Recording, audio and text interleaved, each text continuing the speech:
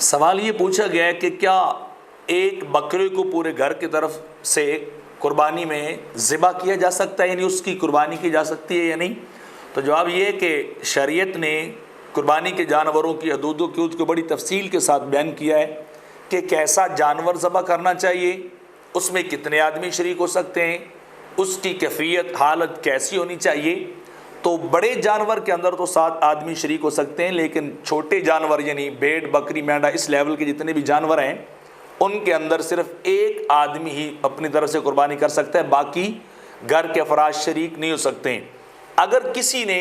ایک جانور کو نومینیٹ کیے بغیر، کسی ایک فرد کا نام لیے بغیر